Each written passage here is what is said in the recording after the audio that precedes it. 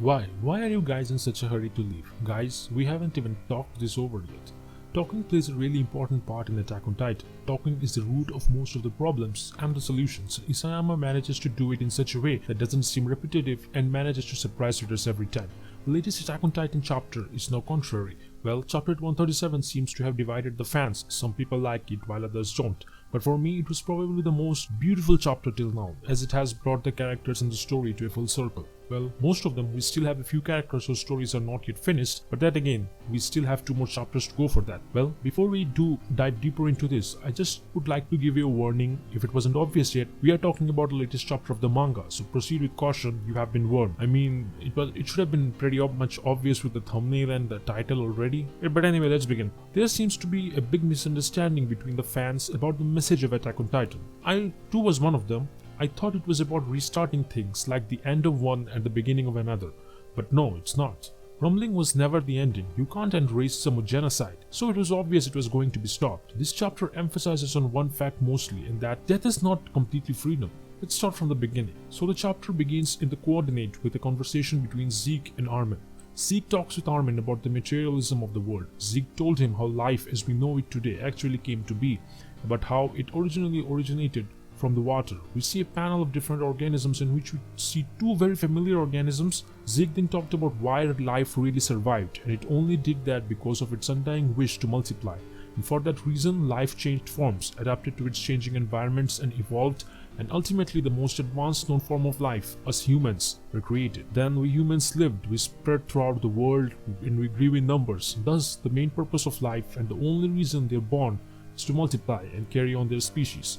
The extinction of species goes against this, and that's why living things are all regulated by fear. He talks about how after the founder Ymir came in contact with that organism which actually seems to be the source of all living things, as Kruger earlier described it, she created an invulnerable bot just because she was suffering so much, because she was a slave her entire life, someone with no freedom. Thus, she created a world, the world of the nothingness, coordinate, the place which exceeds time and space, somewhere death does not exist, all because she wanted to eradicate all suffering from that world. Armin then asks Zeke about why is Ymir doing all of this if they are in a world without any death. Zeke tells him that he has spent a lot of time there trying to understand her, why even after being so powerful she never went against King Fritz, why even after coming to a world without death she still kept on following the king's orders. It's because she still is connected to the mortal world somehow. We see that same panel we saw in chapter 122, Ymir watching that married couple.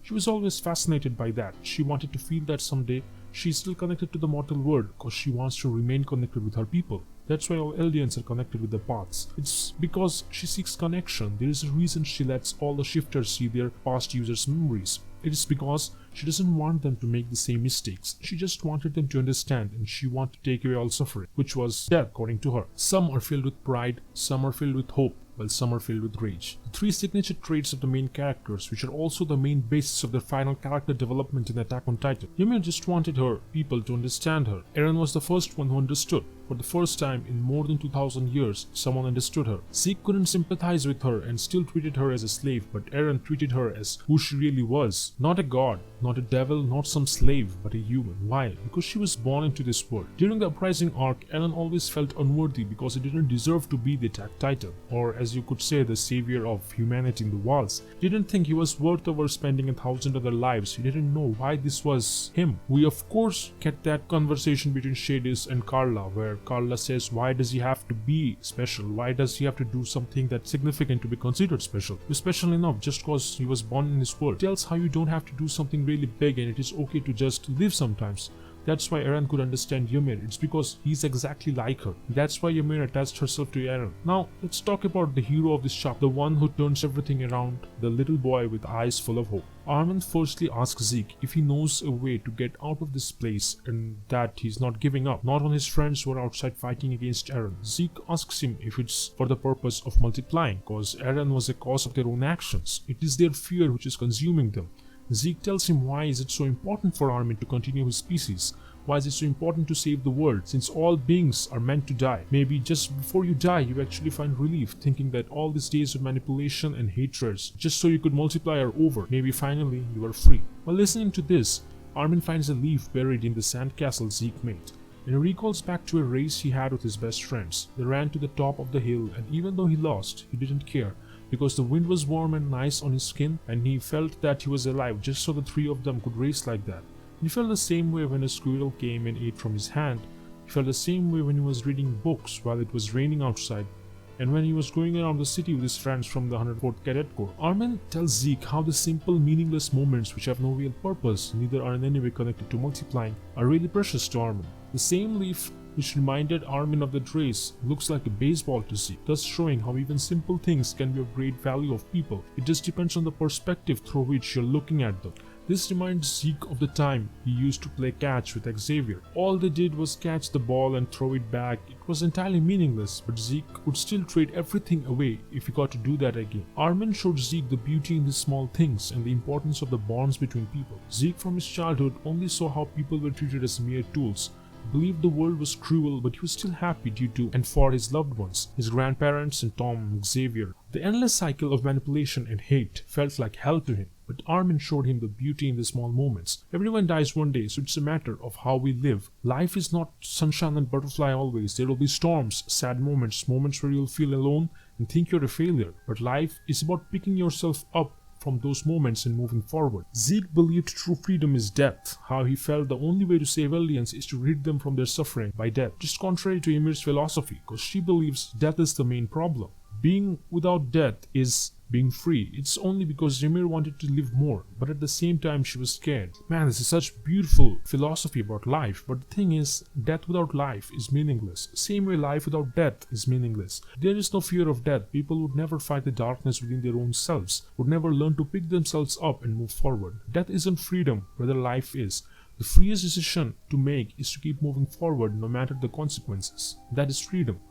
Death isn't freedom, but neither is a land without any death. Zeke finally understands that because of Armin. After that we see the old Titan shifters Ymir, Kruger, Grisha, Marcel, Bertold, Xavier, Porco, all there. Never died, but they also never fought and won against their own darkness because of this land where there is no fear of death. Yes, they do indeed continue to live, but it doesn't matter. They could not die. They never achieved freedom, but rather attacked their friends. In this outside world, we see the Alliance fighting against the ancient Titans, and just when Annie and Reiner are about to get killed, their friends, Bertold, Marcel, Porco, and everyone else came to save them. Mikasa took this chance to kill the Titan which captured Armin with a gunshot from Gabi. We see Zeke emerging from Eren's Titan, as Armin tells his friends that it's all because of Zeke since he woke them up. Armin explains to them how in the paths where there is neither death nor life, they woke them from their sleep, how the Eldians are all connected to each other because the founder seeks connection, and how she wants them to understand. Here Zeke and Armin have a heart-to-heart conversations to their predecessors. Zeke talks with Mr. Xavier how he still thinks the merciful killing plan is right, but if he got to play catch with him once again, he wouldn't mind being born once more. And thus Zeke thanks his father because he was the one who brought him into this world. Here Zeke is initially talking about how they want to live in this world just because they're born. No one is perfect, but everyone deserves to live just for the fact that they are born. Armin talks with Bertold about how he took everything from him.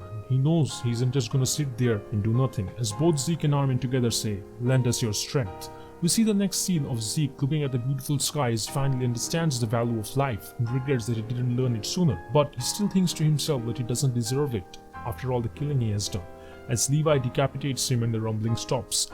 Thus the little boy with eyes full of hope, who always preferred talking instead of fighting, saved all of humanity by his words. The talking is what reached Ymir and Zeke, showed them the beauty in life and in the little things. Armin understood Ymir and she understood him. Thus Armin gets his final character development as the commander who gave meaning to all his comrades' death, the hopeful boy who saved the world through his words. We have already seen Ymir's anger being correlated with Eren in chapter 122. Now all that is left is Mikasa showing her the power of pride. Before talk more about one of my favorite and to be honest one of the most complex characters in all of anime, Zeke Yeager, let's talk about the rest of this chapter. John sees his opportunity and blows up the explosives PX set up before. Even though it seems like he wanted to do it, you can still clearly see the pain in his eyes as he was going to kill one of his best friends, someone he had known for more than 6 years. That spine thing tried to reattach itself to Eren's body, but Reiner tried to stop as Peak, John and the others get ready to depart on Falco's back. Connie tells them that Armin is about to destroy everything with an explosion, and they say that Reiner is left behind. When Peak tells them that Reiner should be able to tank the Colossal Titan's explosion, explosion, and even if not, he isn't afraid to die here. This will be the end of Reiner, I think. He finally dies a warrior's death, which would be the perfect way to kill off the most human character in the show. In the second last panel, we see all the previous Titan shifters there, with the three jaws watching them from the side, and Armin is held on top of what seems to be Xavier's Beast Titan, with Grisha and Kruger's attack titans on both sides as they stand on Berthold's hands.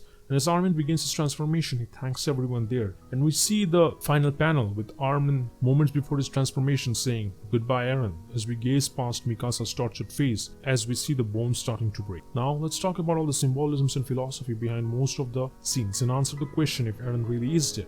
Zeke Yeager, the Wonder Boy who was used by people throughout his life, there's a reason for his hatred towards the world. Because to him, people are nothing but tools. There is a reason why he thinks the only way to actual freedom is to die. But Armin finally showed him the true meaning of life, which is in the beauty of the simple things. There is a beautiful parallel drawn between Zeke and Erwin here. Both of them set out to prove something to and for their father, and thus were enslaved by it. Both of them being the heroes who sacrificed their own ideals, goals, and their lives for humanity. Zeke is honestly the only character in Attack on Titan whose death feels satisfying because his entire story came to a full circle. But it doesn't mean it's without consequences. Remember, this is the first time in the series that a Titan shifter died without someone inheriting the Titan, so we know something is gonna happen because of that. Kruger said that if that ever happens, the Titan would get passed on to a newborn Eldian kid. Queen Historia's newborn will be the inheritor of the Beast Titan. I'm completely assured of that, and also the fact that Eren isn't actually dead. Before elaborating more on that, let's talk about his panel from the latest chapter. There's a clear parallel here between Armin standing on Xavier's Titan's hands with the drawing of Ymir making the deal with the Earth Devil from the history books. Yet it is completely different from it. How the drawing from the history books is supposed to represent the start of all this suffering, the power of the Titans coming to this world, while this represents